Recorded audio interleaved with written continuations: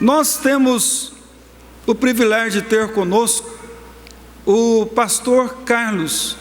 Pastor Carlos é pastor na Igreja Presbiteriana da Cidade das Artes, em São Paulo, já há praticamente 14 anos. Nós louvamos a Deus pelo privilégio de tê-lo conosco para conhecer a nossa igreja, de maneira especial a Nova Barra, e também para ser conhecido por nós e pela igreja. Quero carinhosamente convidá-lo para que possa estar fazendo uso da palavra e transmitindo a mensagem do Senhor aos nossos corações. Bem, eu quero saudar os irmãos com a graça de Jesus. É um prazer estar aqui com os irmãos. Estou aqui desde sexta-feira à tarde, né? Já conhecemos a cidade linda. Vocês estão de parabéns, tá?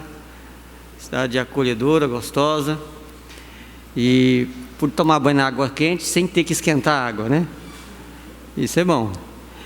A gente passeou bastante pela cidade, conhecemos a congregação, conhecemos alguns presbíteros também. Graças a Deus estamos satisfeitos com a acolhida, com o carinho dos irmãos. Tá? Parabéns pela igreja também, uma igreja bonita, gostosa de estar cultuando a Deus junto com os irmãos. Bem, eu sou casado com a Marli, minha esposa não pôde vir porque ela fez uma operação. Nós temos 2 filhos, o Mateus de 8 anos e o Bernardo de 2 anos e meio, tá? Tudo bênção de Deus. O Bernardo é uma bênção na bagunça, né? Mas tudo é bênção. Tá? Já estou aqui com saudade deles, de vez em quando eu dou uma olhada na foto no celular. A igreja que eu trabalho é a Igreja Presbiteriana da Cidade das Artes, mas o nome da cidade é Embu das Artes, talvez alguns de vocês já conhecem. Embu das Artes fica na Grande São Paulo. E esse nome foi sugerido porque a cidade é uma cidade que tem muitos artistas, tá? E aí, devido a isso, deu-se o nome de Igreja Presbiteriana da Cidade das Artes. Mas não é porque o povo é muito arteiro, não. Tem alguns, né? Mas é porque é uma cidade conhecida por suas artes. De fato, é uma cidade bonita também. E vocês passando por lá, pelo menos nesse semestre, tá? Serão bem acolhidos lá na minha casa e na igreja, porque agora ano que vem só Deus sabe, tá bom? Bem, mas sem mais delongas, eu quero convidar os irmãos a abrir as suas Bíblias na carta de Paulo aos Efésios, capítulo 3, do versículo 14 até o versículo 21, será a leitura da palavra de Deus. Diz assim a palavra do nosso Deus: Por esta causa me ponho de joelhos diante do Pai, de quem toma o nome toda a família, tanto no céu como sobre a terra, para que, segundo a riqueza da sua glória, vos conceda que sejais fortalecidos com poder, mediante o seu Espírito no homem interior. E assim habite Cristo no vosso coração pela fé, estando vós arraigados e alicerçados em amor, a fim de poderdes compreender com todos os santos qual é a largura e o comprimento, e a altura e a profundidade, conhecer o amor de Cristo que excede todo o entendimento, para que sejais tomados de toda a plenitude de Deus. Ora, aquele que é poderoso para fazer infinitamente mais do que tudo quanto pedimos ou pensamos, conforme o seu poder que opera em nós, a Ele seja a glória na igreja, em Cristo Jesus, por todas as gerações, para todos sempre. Amém. Vamos orar? Pai amado, Pai santo, nós te agradecemos porque podemos te servir em espírito e em verdade.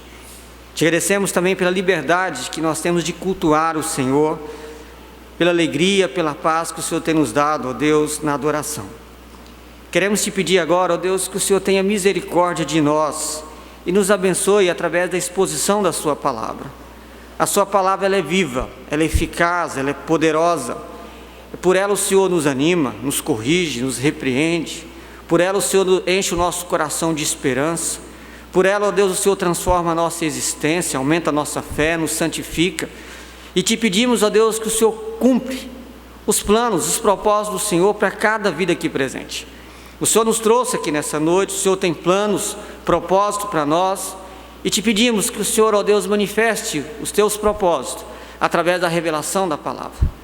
Cative agora, ó Deus, o nosso pensamento, o nosso coração, para nos voltarmos tão somente para o Senhor, e com anseio, desejo sincero de querer ouvir a voz do Senhor. Ó Deus, toma conta da minha vida, Pai. Dá-me a graça de ser instrumento nas Tuas mãos. Dá-me a graça de pregar a Tua palavra com intrepidez, com poder, com ousadia, com graça, para que o Senhor seja honrado, glorificado, amado, para que o Teu povo, ao ouvir a Tua palavra, Te adore e Te sirva com a vida, de acordo com os Teus planos e os Teus propósitos. Fala conosco, Pai, por favor, no nome de Jesus. Amém. Meus irmãos, como a igreja ela pode enfrentar as suas lutas espirituais no seu tempo? Cada geração tem as suas lutas, cada geração tem os seus embates, mas como a igreja ela pode ser vitoriosa em meio às lutas e os embates da sua geração? E o que é necessário também, essas perguntas para você ir refletindo. O que é necessário para se construir famílias bem alicerçadas num mundo, num contexto em que há tanta destruição na família, num contexto em que as famílias têm sido atacadas de uma forma tão dura e tão triste? O que é necessário para que os nossos jovens, que são confrontados dia após dia, semana após semana, com pressões relacionadas à sua época, o que é necessário para que esses jovens sejam firmes, mantenham-se firmes, amem a Deus, caminhem na palavra, deem bom testemunho no mundo? Eu penso que há muitas coisas que nós poderíamos falar. Todavia, nesse texto, Paulo, de certa forma, ele resume aquilo que é prioridade na vida de um cristão. Aquilo que você deve buscar com todo o seu coração, com todo o seu anseio, para que você possa dar resposta para o seu casamento, para que você possa dar resposta para a sociedade, para que você possa dar resposta no convívio onde você mora, como jovem, diante das pressões. O que nós mais precisamos é de uma vida cheia do Espírito Santo. O que nós mais precisamos é ser controlados, dirigidos pelo Espírito Santo. Uma vida dirigida, controlada pelo Espírito Santo, ela vai ser capaz de dar respostas certas aos embates que a igreja enfrenta em cada geração. Na época do apóstolo Paulo, por exemplo, Paulo trata de vários assuntos nessa carta, assuntos práticos de relacionamento de casamento, de relacionamento de educação de filhos, de relacionamento de empregado, de patrão, de questões práticas do dia a dia. No entanto, Paulo entende que para que essas questões que ele trata nessa carta pudessem ser obedecidas, vividas na sua inteireza, a igreja precisava ser cheia do Espírito Santo. A igreja precisava ser domada, dominada pelo poder do Espírito Santo. Quando você olha para esse texto, Paulo diz: por essa causa, o versículo 14, me ponho de joelhos diante do Pai. Então Paulo, ele abre o seu coração, e Paulo passa agora a descrever os motivos pelos quais Paulo tinha orado por aquela igreja. Não bastava Paulo dizer para a igreja o que eles deveriam fazer. Paulo sabe que a igreja, para fazer o que deveria fazer, ela precisava ser fortalecida com o Espírito Santo. E como um pastor zeloso que Paulo era, Paulo se colocava de joelho para orar, para clamar a Deus por aquela igreja, para que ela fosse fortalecida pelo poder do Espírito Santo. Meu irmão, não tente querer obedecer a palavra sem o poder do Espírito Santo. Você vai ficar frustrado, desanimado, você pode ficar até incrédulo, porque você vai sentir que o negócio não funciona, ou no máximo, e que também é uma hipótese terrível, virar um legalista. Mas a obediência da palavra, ela se dá no poder do Espírito, sempre, sempre. E nós temos algumas lições abençoadoras aqui, sobre o que é necessário para uma vida cheia do Espírito Santo. Primeira coisa que Paulo vai colocar aqui, que essa é uma necessidade urgente. Se você olhar o versículo 14, Paulo diz que por essa causa, por causa da igreja, e o contexto aqui é a igreja de judeus e gentios. me ponho de joelhos. Há um detalhe interessante aqui no texto. Não era comum os judeus orarem de joelhos. Os judeus geralmente oravam em pé e com as mãos levantadas. Esse era o padrão. Lembra lá de Moisés, quando o povo estava em guerra e Moisés estava orando com as mãos levantadas, e tiveram até que colocar ele no meio das pedras para que a mão dele ficasse assim. Geralmente é assim que os judeus oravam. Era a forma de um judeu orar. Mas os judeus também oravam de joelhos. Mas quando se ajoelhavam para orar, você pode ter certeza que eram aqueles momentos críticos, de quebrantamento, de profunda humilhação, de profunda dependência de Deus. Então, quando Paulo escreve e diz que eu me ponho de joelhos, Paulo está querendo mostrar uma piedade, dizer, olha, eu estou ali de joelho orando. A ideia não é essa. O que Paulo está dizendo é o seguinte: eu estou de joelho porque o assunto é muito sério. Eu estou de joelho diante do Pai porque o assunto é urgente, o assunto é de suprema importância, porque nós precisamos muito que Deus atenda o nosso clamor naquilo que nós estamos pedindo. Então Paulo chama a atenção da igreja que esse assunto é um assunto de uma necessidade urgente.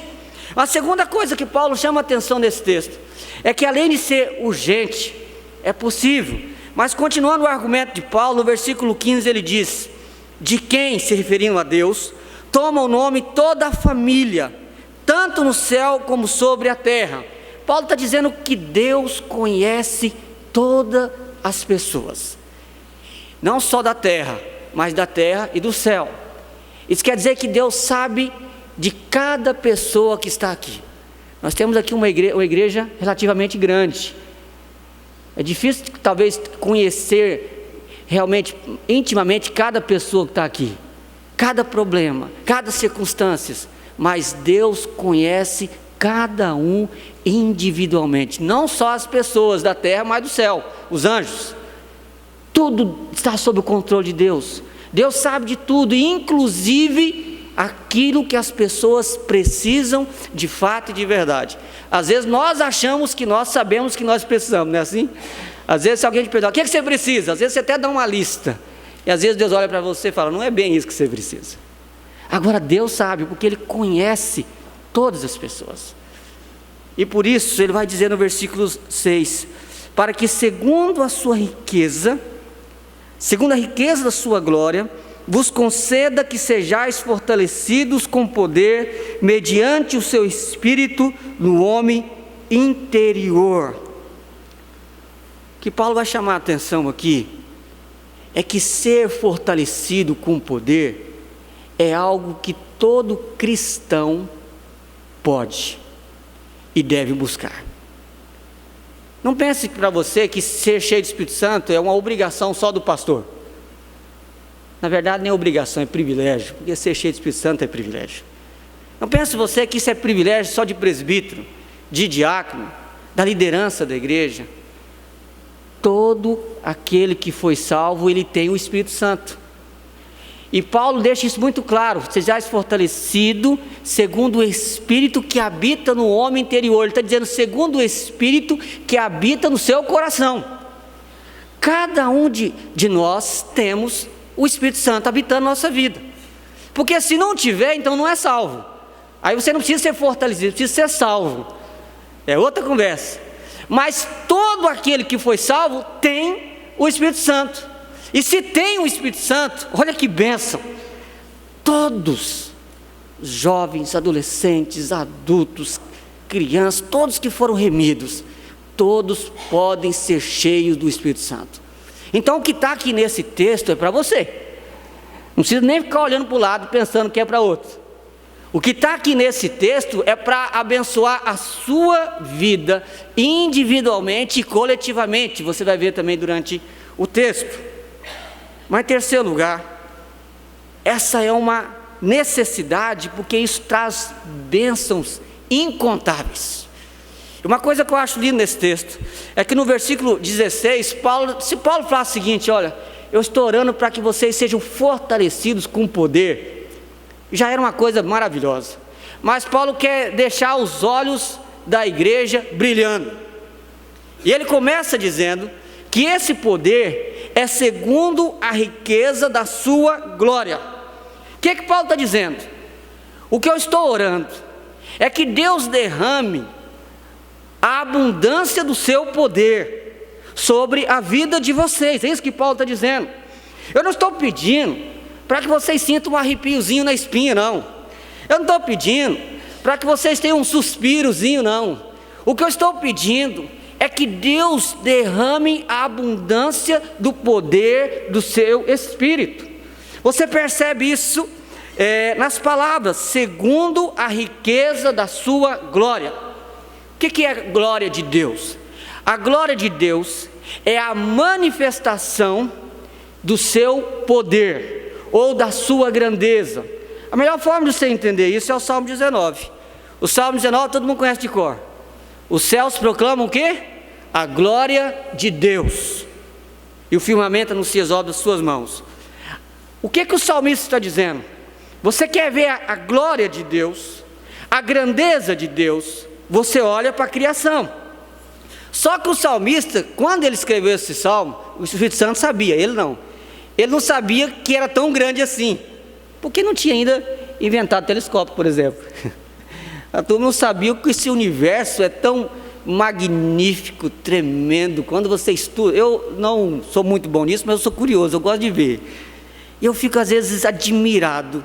E quando eu fico pensando em galáxias, estrelas, planetas, e ainda quando fala que tem mais de um sol, um já é uma coisa de doido, ainda fala que tem mais de um, é uma coisa que você fica assim, pasmo, abismado. E a Bíblia diz que tudo isso é uma revelação da glória de Deus. E Paulo vai orar e fala: eu estou pedindo para que vocês sejam fortalecidos segundo a riqueza da glória desse Deus, ou seja, segundo a abundância do poder que Deus tem para o seu povo.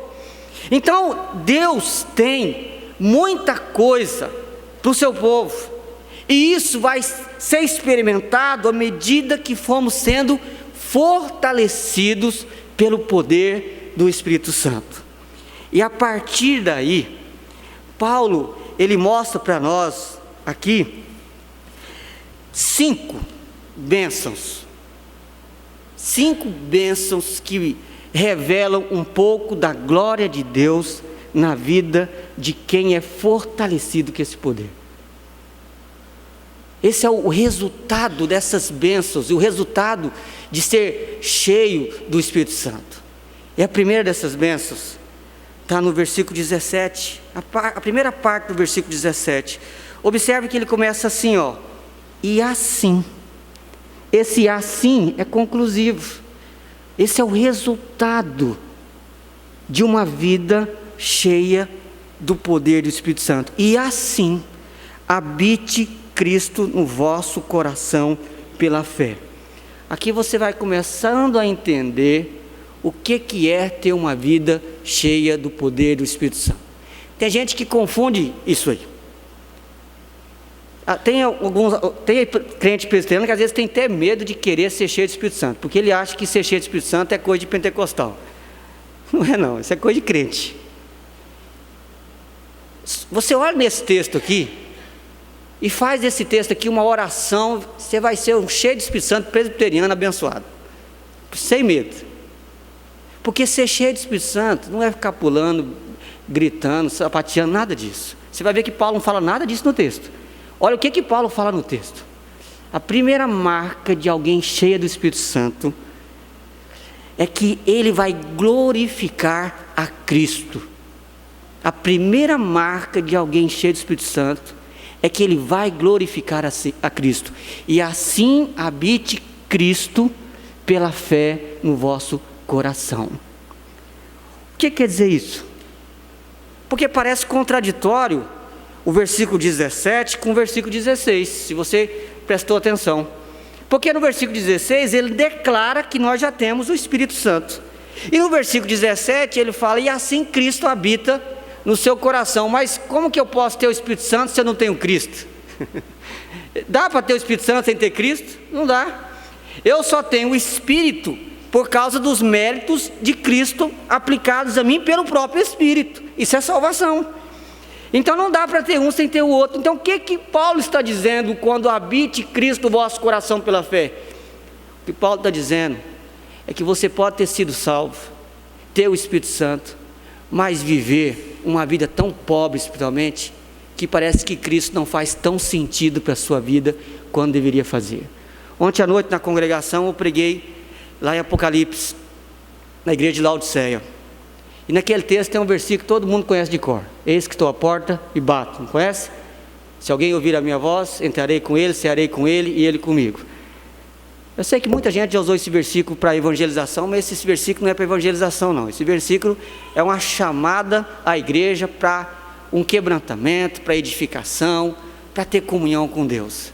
Mas o que eu acho interessante nesse versículo é que Jesus diz para a sua igreja, a igreja que ele comprou com o seu sangue, que ele morreu por ela e que ele está escrevendo para ela e que está repreendendo porque a ama, diz o versículo 19.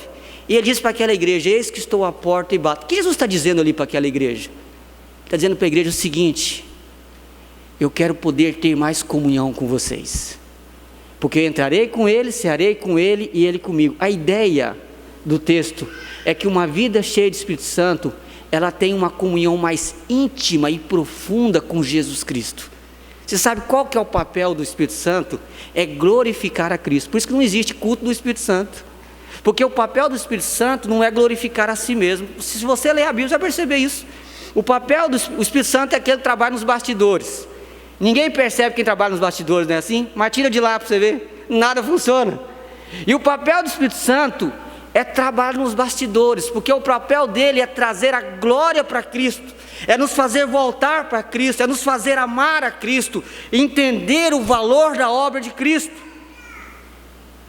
E o papel do Espírito Santo é nos fazer voltar para a centralidade de Cristo na nossa vida.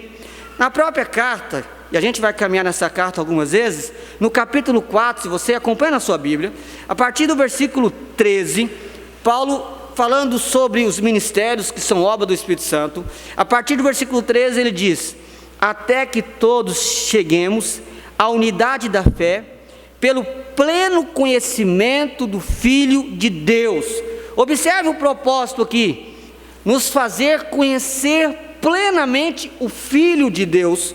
Eu vou ler até o versículo 16, eu quero que você preste atenção à ênfase que o Espírito Santo vai dar a Jesus nesses versículos. Versículo 14: para que não mais sejamos como meninos, agitados de um lado para o outro e levados ao redor por todo o vento de doutrina, pela artimanha dos homens, pelas astutas com que induzem ao erro, mas seguindo a verdade em amor, crescemos em tudo naquele que é a cabeça, Cristo. Novamente voltando a ênfase para Jesus, de quem todo o corpo bem ajustado e consolidado pelo auxílio de toda junta, segundo a justa cooperação de cada parte, efetua o seu próprio aumento para a edificação de si mesmo. E o corpo é Cristo, e Cristo é a cabeça da igreja. Observe que o propósito do Espírito Santo é nos fazer voltar para a centralidade de Cristo. Você identifica alguém, se ele é cheio do Espírito Santo, a forma como Cristo é para ele, como Cristo é para você. Você se torna mais sensível com a obra de Cristo.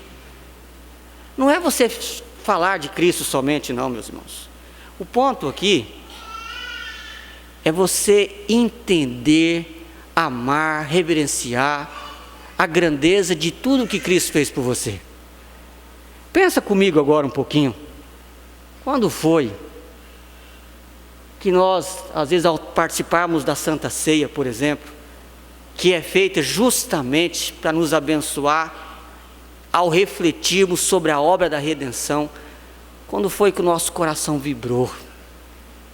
Ou às vezes se condoeu pelos nossos próprios pecados, imaginando o amor de Cristo na cruz? Porque o propósito de uma vida cheia de Espírito Santo é nos fazer olhar para Cristo e adorá-lo e amá-lo, porque Ele morreu na cruz para nos salvar. O propósito da obra do Espírito Santo é fazer com que Cristo seja tão presente no nosso coração, que nós vamos condoer com os nossos pecados e imaginar que Cristo teve que morrer de forma tão cruel por causa de mim. É olhar para Cristo e amá-lo e dizer: Senhor, obrigado. Obrigado por tão grande amor. Obrigado porque o Senhor pagou por todos os meus pecados na cruz. É você olhar para Cristo como você nunca olhou antes. Quanto mais cheio do Espírito Santo você for, mais Cristo vai ter valor na sua vida, mais você vai querer falar de Cristo. Aí a evangelização ela toma um outro sentido, porque você vai falar de Cristo por amor a Cristo, entendendo a obra de Cristo, o valor daquilo que Cristo conquistou na vida para todo aquele que crê. Até a evangelização toma outro sentido, porque Cristo é o centro da vida de quem é cheio do seu Espírito. Mas há mais bênçãos aqui.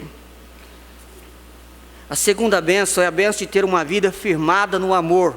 Versículo 17, a segunda parte: além de ter Cristo no vosso coração, habitando pela fé, estando vós nesse mesmo processo, arraigados e alicerçados em amor. Alguém já disse que o amor é a identidade do cristão. Uma vida cheia de Espírito Santo, ela é marcada pelo amor na vida das pessoas. Como é que começa os itens do fruto do Espírito Santo? Começa com amor. Paulo, no capítulo 13 de 1 Coríntios, ele diz: ainda que eu fale em língua dos homens e dos anjos, que eu tenho a tamanha fé para mandar os montes ser de lugar, que eu dei a minha vida para ser queimado, etc, etc. Ele vai dizer: mas se não tiver amor, nada disso me adiantará. Porque o que caracteriza uma vida cheia de Espírito Santo não são as outras coisas, não são os dons, não. Você pode ter dons e não ter uma vida cheia de Espírito Santo. O que caracteriza uma vida cheia de Espírito Santo é ser alguém que ama. Quando eu prego desse texto, eu sempre gosto de lembrar somente os casais, porque todo mundo está atrás de um grande amor, não é assim? As pessoas casam por causa de um grande amor, as pessoas se separam por causa de amor, tudo é amor. Só que o grande amor você consegue só em Deus, e aí você consegue viver um grande amor. Presta atenção nisso, você que está sonhando com um grande amor aí, não queira separar não. Você que está sonhando com um grande amor, se você quer experimentar o grande amor, então procure ter uma vida cheia do Espírito Santo. Procure encher do Espírito Santo, e você vai começar a olhar que você não é tão bom assim, não é tão perfeito, porque o amor ele começa a fluir de uma forma diferente. Qual é o livro, o tipo de literatura que mais vende em qualquer livraria do Brasil? Autoajuda, é ou não é? E sabe por que a autoajuda dá muito dinheiro? Porque não funciona. Estou falando sério, por isso. Porque o cara escreve aí o cara compra, ficou interessante, cara, legal as ideias, tal, ele começa a aplicar, não dá certo. Aí escreve outro, e ele se torna um viciado em comprar livro de autoajuda. Então quem escreve livro de autoajuda sempre ganha muito dinheiro. Mas não porque dá resultado, é justamente porque não funciona. Eu vou explicar isso aqui. Eu não estou dizendo que as ideias sejam ruins não, meus irmãos, não é isso. Você pega o livro de autoajuda, tem umas ideias até interessantes, vai lá e fala o seguinte: você vai lá, faz uma cestinha de manhã, com fruta, suco e tal, e vai lá e leva para sua esposa de manhã, para ela vai ficar feliz, não vai? Vai. Só que daí você vai, faz com todo carinho, leva para sua esposa, e a sua esposa está naqueles dias, e está com mais outros problemas, e ela pega e fala: tá bom, deixa aqui, depois eu como isso aí. Pronto, você já vai sair, caramba, escolhi a melhor fruta, a melhor pera, comprei o suco daquele bom, né? Tudo arrumadinho, com flores e tal, e a mulher, você já sai revoltado do quarto. Aí você já começa a pensar: mas não dava certo, no livro estava tão certinho. E outras coisas, que são coisas boas, só que elas não têm sustentação em si mesma, porque a vida ela é mais dura um pouco. Agora, quando fala de ser alicerçado e arraigado em amor, e essas palavras são chaves, porque alicerce é aquilo que sustenta, não é isso? Arraigado é enraizado. Árvores que permanecem centenárias são árvores que têm raízes profundas. É que uma vida cheia de Espírito Santo, ela é sustentada no amor, ela não vai se abalar facilmente. O que faz abalar facilmente relacionamento, casamento e qualquer outro tipo de relacionamento, e Paulo está pensando aqui em todo tipo de relacionamento, o que faz abalar isso é a falta de raiz, é a falta de alicerce, para você aguentar os embates da vida, porque a vida não é fácil. Você vai ter embates dentro da igreja, no seu casamento, no trabalho. Agora, um cristão cheio do Espírito Santo, ele se mantém firme, porque ele está alicerçado e firmado no amor. Agora, um cristão cheio do Espírito Santo, quando ele pegar aquele livro de autoajuda, falando para ele levar flores para a mulher, ele falar: já fiz isso. Essa ideia aqui é antiga, eu já fiz isso. Porque ele já vai estar vivendo aquilo, porque isso é obra de Deus. E aí você vai dizer: eu não sei como que a minha esposa me ama. E eu também vou dizer: eu também não sei. Mas ela te ama porque o Espírito ajuda ela a te amar. Não é porque você é bom, porque você é perfeito, porque você é lindão, não. Mas é porque o Espírito ajuda ela a te amar. O Espírito ajuda ela a tolerar as suas fraquezas, as suas mancadas. E o Espírito também te consertou bastante. Está vendo como que é uma bênção na vida, gente, ter uma vida cheia de Espírito Santo? Isso é ser alicerçado, enraizado no amor. Mas tem mais bênção ainda. A bênção da unidade. Olha o versículo 18: a fim de poderes compreender com todos os santos qual é a largura, e o comprimento, e a altura, e a profundidade, e conhecer o amor de Cristo, que excede todo entendimento, para que sejais tomados de toda a plenitude de Deus. Unidade, no sentido bíblico, só é possível de ser vivida no poder do Espírito Santo. Na congregação hoje de manhã eu falei sobre unidade. Você só pode viver a unidade no sentido bíblico no poder do Espírito Santo. Porque conviver com pessoas é fácil? Não é. Conviver com pessoas é um mistério. É gostoso, é bom, mas não é fácil. Por isso que é um negócio meio conflitante. Você quer estar junto, mas não quer estar junto. É bom, mas não é bom. De fato é bom, é maravilhoso, mas é os conflitos, é perdoar, é conseguir tolerar, porque tem gente que é chato, tem gente que é difícil, é tolerar. E onde que você encontra todos os elementos para isso? O fruto do Espírito. O fruto do Espírito é amor, alegria, paz, longanimidade. O que é longanimidade? Uma paciência desse tamanho. Bondade, fidelidade, mansidão. O que atrapalha relacionamento? Falta de mansidão e domínio próprio. E tem gente que diz assim: eu sou assim mesmo e não mudo. Então você não é crente, meu amigo. Porque o crente muda, porque Deus muda, porque o Espírito Santo muda. Então, quando Paulo diz no texto, a fim de compreender com todos os santos, que Paulo está dizendo o seguinte: uma igreja cheia do poder do Espírito Santo será capaz de viver unida. E se você ler o contexto dessa carta, que são os versículos anteriores ao versículo 14, Paulo está discutindo justamente a relação de gentios e judeus. E Paulo, ele está agora orando para que eles sejam cheios do Espírito Santo, porque essa barreira que parecia ser difícil, tão distante, ela pudesse ser quebrada. E Paulo entende que é somente no poder do Espírito Santo que os judeus e os gentios poderiam se unir. Isso aqui eu tenho uma lição muito linda aqui. Às vezes você fala: pastor, fulano de tal, o meu sangue não combina com o dele. Quando eu olho para ele, até dá uns calafrios assim. Eu quero dizer para você que você pode abaixar essa pressão no poder do Espírito Santo. No poder do Espírito Santo você pode, por você não. Por você, talvez, quando você olha, dá mesmo um sentimento ruim. Por você, quando você olha, dá vontade de atravessar. Uma igreja grande assim é facinho de você enrolar, né? Porque você sai por lá, passa o culto, você nem cumprimenta. Mas no poder do Espírito Santo, você sai daquela ponta e vem nessa ponta cumprimentar. No poder do Espírito Santo você pode. Porque o Espírito Santo nos capacita a viver em unidade. E por isso que essas questões só quem tem Cristo. Isso é só quem tem Jesus. Isso é só para quem tem o Espírito Santo. E por isso que é tão triste, é tão vergonhoso quando o povo de Deus não consegue viver unido. É tão dolorido quando o povo de Deus não consegue viver em paz. Porque o único povo no mundo capaz de viver em paz, se ele não pode viver em paz, isso é terrível.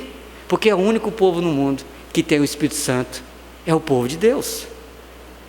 Então podemos viver em unidade, porque o Espírito Santo nos ajuda. Por isso que Paulo fala: a fim de compreender com todos os santos. E eu gosto das palavras. Todas as palavras na Bíblia são maravilhosas. Porque ele vai dizer que você vai compreender a largura, o comprimento, a altura, a profundidade, conhecer o amor de Cristo que excede todo entendimento. Ele está dizendo, é algo tão profundo que abarca todo tipo de medida possível e imaginável. Uma segunda coisa, uma vida cheia do Espírito Santo, ela pode produzir uma experiência de comunhão inimaginável. Não sei como é que está você, não só dentro da igreja, pensa talvez na sua família, um parente seu antigo, alguém que você não conversa, às vezes há bastante tempo. Você precisa tomar uma atitude na sua vida se você tiver isso no seu coração. Eu quero dizer para você que em Cristo a gente pode romper qualquer barreira. E é por isso que ele vai dizer no versículo 19, e conhecer o amor de Cristo que excede todo entendimento. Isso que é lindo. Observe que o parâmetro, o impulso é o amor de Cristo, e isso excede todo entendimento. Na época, no contexto de Paulo, é dizer, talvez alguém duvide que é possível haver comunhão entre judeu e gentil. Isso parece que não tem nem lógica. Aí Paulo diz, isso excede o entendimento mesmo. Em Cristo, pode sentar no mesmo banco, cantar, orar e se abraçar, um judeu e um palestino. Em Cristo pode. No mundo isso é loucura, mas em Cristo pode. Isso quer dizer que em Cristo, aquela pessoa que você pensa que você nunca poderia ter comunhão com ela, em Cristo você pode. Isso nunca passou na minha cabeça, é por isso que excede todo entendimento. Em Cristo pode. Está vendo como que o poder do Espírito Santo é a coisa mais essencial que a igreja precisa ter? Em quarto lugar, temos a bênção de ver o agir de Deus na nossa vida de uma forma incomum. O versículo 20, eu acho que todo mundo conhece de cor, o versículo 20. É um dos versículos que as pessoas mais gostam de citar, não é isso? O versículo 20. Ora, aquele que é poderoso para fazer infinitamente mais do que tudo quanto pedimos ou pensamos, conforme o seu poder que opera em nós. Esse versículo é bonito. As pessoas gostam de citar ele. Só que você tem que citar ele com propriedade. Observe a última frase. A gente gosta dessa parte aqui, ó. Deus é poderoso para fazer infinitamente mais do que tudo quanto pedimos ou pensamos. Essa parte a gente cita com a boca cheia, mas não esquece da última parte. A última parte diz, conforme o seu poder que opera em nós. O problema não é Deus. Deus é poderoso mesmo. E Deus pode fazer infinitamente mais do que eu penso, infinitamente mais do que eu oro. Não é maravilhoso pensar isso? Você vai orar e às vezes você fica tímido para orar com Deus, e tem uma promessa na Bíblia que Deus pode fazer infinitamente mais do que aquilo que você está lá no seu roteiro de oração. É você deita na sua cama à noite, começa a pensar, a sonhar, e você começa a lembrar desse texto, e esse texto diz que Deus pode fazer infinitamente mais do que aquilo que está lá na sua cama sonhando, imaginando, e Deus pode fazer infinitamente mais. Não é maravilhoso? Só que Paulo diz, de fato Deus pode, só que Ele o fará conforme o seu poder que opera em nós. O que Paulo está dizendo? Se você é um crente sem vida, sem o poder do Espírito Santo, não espere receber muita coisa de Deus. Abençoar, Deus sempre abençoa, isso é graça. Mas tem algumas coisas que você só vai experimentar na sua vida, você só vai ver na sua vida, você só vai desfrutar na sua vida, se você for um homem e uma mulher cheio do Espírito Santo. Então Paulo está nesse texto incentivando a igreja a buscar uma vida cheia do Espírito Santo, porque ela vai orar e vai ver grandes coisas acontecer na sua vida. Não é que a oração vai mudar Deus, porque uma vida cheia do Espírito Santo vai orar de acordo com a vontade de Deus, isso é óbvio. Mas ela vai ver o agir de Deus na sua vida, na sua família, na sua casa, como ela nunca viu antes, porque Deus tem poder para fazer infinitamente Mas, quinto lugar, falei que era 5 bênçãos. A bênção de ser um agente de glorificação do nome de Deus. Uma vida cheia de Espírito Santo, ela vai querer glorificar Deus. Querer. Isso é uma característica. E Paulo termina os seus argumentos no versículo 21, dizendo: a Ele, a Deus, seja glória na igreja, em Cristo Jesus, por todas as gerações, para todo o sempre. Uma vida cheia de Espírito Santo vai glorificar Deus dentro da igreja. Aqui vai ser o lugar onde Deus vai ser honrado e glorificado através de vidas cheias do Espírito Santo. Uma vida cheia de Espírito Santo vai glorificar Cristo. Está aqui no texto. Na igreja e em Cristo. Porque eu disse já desde o início que o foco sempre é Cristo. Uma vida cheia de Espírito Santo vai produzir a glória de Deus nas gerações futuras, por todas as gerações. Olha, pensa nisso como igreja. O compromisso de vocês como igreja com a geração futura. Igreja morta vai gerar filhos mortos. Uma igreja viva vai gerar filhos vivos. Então uma igreja cheia de Espírito Santo vai impactar as gerações futuras. A igreja dos seus filhos e dos seus netos. Já pensou o compromisso seu de ser um homem de Deus, uma mulher de Deus, um homem de oração, de compromisso, vai impactar a geração futura. Mas não só isso, diz o texto, por toda a eternidade. Sabe que uma vida cheia de Espírito Santo vai produzir frutos para a glória de Deus pelos séculos dos séculos dos séculos e dos séculos. Isso não anima a gente? Dá vontade, pastor, eu quero logo ter uma vida cheia de Espírito Santo. Mas não é fácil, mas eu quero. Eu também não posso terminar a mensagem e deixar você com água na boca só, né? Eu vou pontuar rapidamente alguns caminhos bíblicos para uma vida cheia de Espírito Santo. Está tudo aqui, rapidamente. Está tudo aqui nesse texto.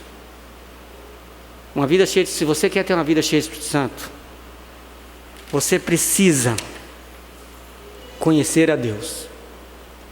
É possível amar quem você não conhece? É possível? Não dá, né? É possível admirar quem você não conhece? É possível ter relacionamento com alguém que você não conhece? Não é possível. Porque uma vida cheia de Espírito Santo é reflexo de relacionamento e intimidade com Deus. Abre sua Bíblia aí, Efésios mesmo, está tudo aqui em Efésios. Capítulo 1, versículo 15 a 18. Novamente Paulo está orando pela igreja. Paulo era um homem de oração. Novamente Paulo orando pela igreja. Ele vai dizer: por isso também eu, versículo 15, capítulo 1. Por isso também eu, tendo ouvido a fé que há entre vós no Senhor Jesus, e o amor para com todos os santos, não cesso de dar graças por vós, fazendo menção de vós nas minhas orações. Qual o propósito da oração de Paulo? Versículo 17: para que o Deus de nosso Senhor Jesus Cristo, o Pai da glória, vos conceda espírito de sabedoria e de revelação no pleno conhecimento dele. E depois ele vai descrever o resultado disso. Mas o ponto que eu quero chamar a atenção é que Paulo sabe que a igreja precisava conhecer a Deus. E ele orava para que o povo conhecesse a Deus. Então, se você quer ter uma vida cheia do Espírito Santo, você precisa procurar conhecer a Deus. Como que eu faço isso, pastor? Primeira coisa, querida, é ler na Bíblia. Eu sei que você ouve isso todo domingo. Eu fico até constrangido quando eu mando um crente ler a Bíblia. Porque a vida toda eu faço isso. Quase todo domingo eu faço isso. Mas eu vou fazer de novo. Você precisa ler a Bíblia. Só que eu quero contar uma historinha para você. A Bíblia, ela tem um poder sutil. Uma experiência que aconteceu comigo está acontecendo comigo há uns 2 meses. Eu comecei a ler, não, mais um pouquinho, comecei a ler a Bíblia com meu filho, o Mateus, de 8 anos. Todo dia antes de dormir, a gente lê a Bíblia junto. Só que ler a Bíblia é fácil? Não é, né? Nem para o pastor é também. Não pensa que não é fácil para o pastor, que não é também não. Eu estudo a Bíblia, me preparo sermão, estudei, preparo sermão, estudo Bíblia a semana toda, coisa de pastor. Mas ter aquele momento de ler a Bíblia ali, não é muito fácil não. Estou abrindo meu coração, não julguei. Então eu comecei a ler a Bíblia com meu filho todo dia antes de dormir. Todo dia à noite. Aí nós já lemos vários textos da Bíblia, vários livros. Mas tem um dia ou outro que eu estou numa preguiça danada. Tem um dia ou outro que eu estou com sono. E o pessoal lá em casa às vezes enrola para dormir. Fala, filho, vamos deixar para nós ler amanhã. Mas aí Deus está usando o Mateus, porque o moleque fica bravo. Eu até achei estranho esses dias. Eu falei, esse negócio, tem alguma coisa errada com esse menino, porque não é normal criança ficar brava para ler a Bíblia assim. Ele ficou bravo mesmo, ficou irritado, saiu chorando. Aí é lógico que eu fui ler, né? Depois de uma pancada dessa, aí você lê com sono, com fome, qualquer jeito. Mas um dia eu falei, filho, vamos aqui, uma conversa aqui de pai para filho. O que eu pensei comigo, ele ia ter feito algum voto com a Deus, e tipo assim, se eu não cumprir, Deus vai me castigar. Eu pensei isso, porque para o desespero que ele ficou, não foi só uma vez, isso aconteceu várias vezes. E aí eu falei, filho, você fez algum voto para Deus aqui, para falar para o pai assim, só para me entender, né? Não, pai, não fiz não, mas eu acho que ele quis fazer média comigo, né? É porque eu quero agradar a Deus, tá? Falei, tá bom. Mas onde eu quero chegar? É que aquela leitura ali, da palavra de Deus, todos os dias, ela foi trazendo uma mudança no meu coração. Porque você vai lendo a Bíblia, qual que é o grande erro do crente quando vai ler a Bíblia? Erro número 1, ele quer ler a Bíblia e quer sentir o impacto, leu a Bíblia, ele quer sair dele chorando, ai, o Senhor falou comigo, aí ele leu a Bíblia, olhou para um lado, olhou para o outro, não aconteceu nada, aí ele fica meio assim, ou então ele quer ler a Bíblia e quer sentir uns arrepios, ele leu a Bíblia e não arrepiou, nem frio estava, aí ele começa a desanimar, porque de vez em quando acontece com alguém, aí alguém conta esse testemunho, você acha que acontece com todo mundo e todo dia, não é assim. Erro número 1. Erro número 2, a pessoa vai ler a Bíblia e quer entender tudo. Gente, eu fiz 4 anos de seminário, estou ralando lá, tentando fazer o mestrado, e tem um monte de coisa que eu não sei na Bíblia, e tem hora que dá um desespero, que está chegando um dia de eu pregar, e eu tenho que descobrir aquele negócio. Então ninguém sabe tudo, não vai nessa não. Só que eu quero dizer uma coisa para você, se você começar a ler a Bíblia, alguma coisa você vai entender que você é inteligente, alguma coisa você vai entender. E se você ler a Bíblia todos os dias de forma sistemática, escreve o que eu estou dizendo aí, e se der errado, depois você me chamou para conversar. Tomara que dê certo, vai dar problema para mim, mas eu creio que vai dar certo, por isso que eu estou falando isso. Faz um compromisso com Deus hoje, fala, eu vou fazer esse compromisso, pastor, depois eu vou cobrar, pode cobrar. Eu vou ler a Bíblia todos os dias e vou confiar que Deus vai fazer uma obra no meu coração. Porque Jesus disse, Pai, santifica-os na verdade, a tua palavra é a verdade. Você tem que crer. E você vai ver que a sua vida vai mudar no final do mês. Vai dizer, alguma coisa aconteceu. Houve uma mudança na minha vida. A segunda coisa, você quer ter uma vida cheia do Espírito Santo? Tenha uma vida de oração. Se você não orar, filho, se você não tiver uma vida de oração, você não vai ter uma vida cheia do Espírito Santo. Eu acho interessante o capítulo 6 de Efésios, porque o capítulo 6 todo mundo conhece, a partir do versículo 10, Paulo fala que nós devemos nos revestir da armadura de Deus. E nós temos aqui várias descrições acerca da armadura de Deus. E cada uma dessas armaduras representa alguma coisa, a palavra, a salvação, a fé. Mas se você perceber, não tem nenhuma armadura representando a oração. A oração é tão importante. E por que não tem nenhuma representando? Porque não precisa. Porque a oração tem que estar em tudo. A oração é como se fosse o coroar de tudo isso. É só você ler o versículo 18, você vai entender o que eu estou dizendo. O versículo 18 do capítulo 6, Paulo fala, com toda oração e súplica. O que é esse com toda oração? Ou seja, toda a armadura necessária para a luta espiritual, ela tem que ser usada com oração. Com toda a oração e súplica, e orando de vez em quando, nas reuniões de oração na igreja, não. Orando em todo o tempo. Para Paulo, a oração é mais do que uma reunião de oração. A oração faz parte da vida diária e cotidiana. Por isso, Tessalonicenses diz, orai sem cessar. Para Paulo, oração é algo vital, constante. Então você precisa ter uma vida de oração. Só que eu vou dizer uma coisa para você, se você não tiver um horário para você orar, você não ora. Você pode escrever isso que eu estou dizendo. Se você não tiver um horário para você orar, você vai enrolar o dia todo e não vai orar. Tira um horário para orar. Ora dentro, quer dizer, eu ia falar para você orar dentro do ônibus, né? Aqui acho que não funciona muito. É que lá em São Paulo a turma fica dentro do ônibus direto. ora andando de carro, passeando, onde você estiver, mas tenha um tempo para orar. Ora por você, o Paulo está dizendo aqui, ora pelo pastor, ora pelos missionários, ora pela igreja, pelas pessoas que estão enfermas, ora pelos descrentes, aquelas pessoas que vocês estão evangelizando. Tenha uma vida abundante de oração, e é nesse processo que o Espírito Santo vai te encher. Terceira coisa, valorize o culto. Culto não é só para preencher o horário de domingo, 7 horas da noite, não. Culto é o encontro de Deus com o seu povo.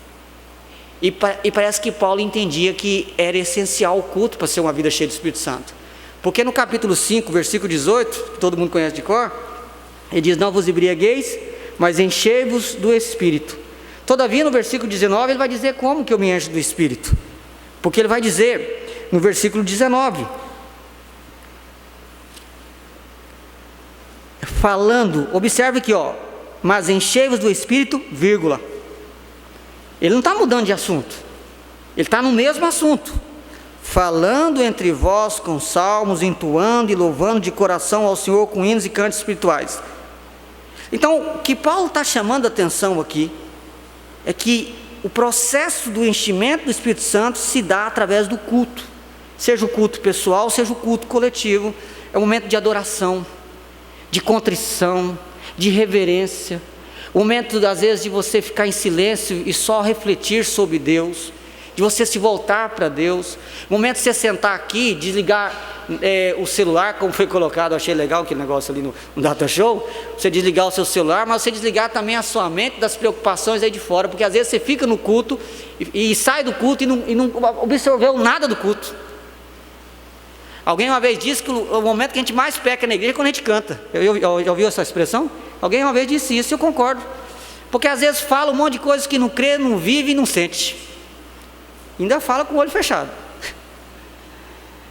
Porque se o meu coração não estiver ali, eu não estou adorando. Então é um momento precioso. E um momento que você precisa preparar. Eu sempre digo isso na igreja: prepare-se para vir para o culto. Às vezes a gente passa a tarde assistindo Faustão, não é assim? Prepara para vir para o culto. O conselho que eu sempre dou é o seguinte: domingo não é do Senhor? Então prepara para ele. O conselho que eu dou é o seguinte: domingo, descanse, tá? Se tem um costume, melhor ainda, dá uma cochilada à tarde, levanta, faz um lanchinho, se prepara, ouve música evangélica, prepara espiritualmente, aí você vem para o culto. Porque qual que é o problema disso tudo? Você não fazer isso, é que você fica fazendo um monte de coisa no domingo. Por exemplo, na minha casa eu não gosto que faz aqueles almoços chiques no domingo. Domingo é o arroz com feijão mesmo e um ovinho frito, tá bom demais. Deixa fazer o caprichado no sábado, churrasco, aí chama a gente, é beleza. Agora, no domingo faz uma coisa simples. Por quê? Porque senão cansa. Aí depois tem aquele tanto de vasilha para lavar e tal. Aí chega no domingo à noite, está no culto, está pescando, nem piscando, né? Ou seja, por quê? Porque cansou o dia todo, lavou o carro, deu uma geral na casa, limpou tudo e fez. Aí chega o domingo, ele vem só o restinho para a igreja e fala: mas eu não consigo encher do Espírito Santo. Você não vai encher nunca, filho, você está pecando o dia do Senhor. Aí então você não faz nem o lanchinho, vem para a igreja, você chega aqui e fica no banco. Nossa, escuta um cabo logo, eu estou numa fome, eu estou aqui, mas estou só pensando naquele lanche, estou pensando naquele restinho que sobrou do almoço. a sua mente está longe. Não existe culto se a sua mente não se voltar para Deus, porque o culto começa com a mente, desce para o coração e desemboca na adoração. Isso é culto. Então pensa nisso. Para finalizar, porque se eu parar aqui também, alguém vai falar: pastor, o senhor não terminou o negócio. Basta só eu ler a Bíblia, orar e vir para a igreja? Eu tenho que obedecer a palavra. Eu tenho que obedecer. Se você ler a carta aos Efésios, ela está cheia de mandamentos e instruções sobre obediência. Fala para quem é mentiroso não mentir. Fala para quem é irado deixar a ira de lado.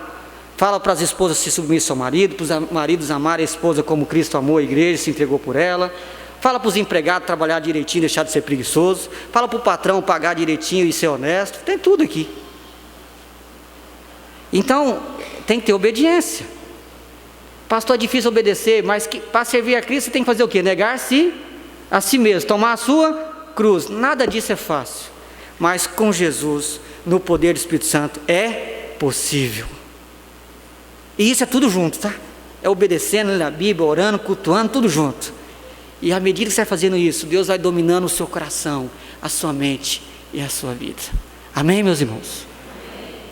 E que Deus tenha misericórdia de nós, porque é mais fácil pregar do que viver.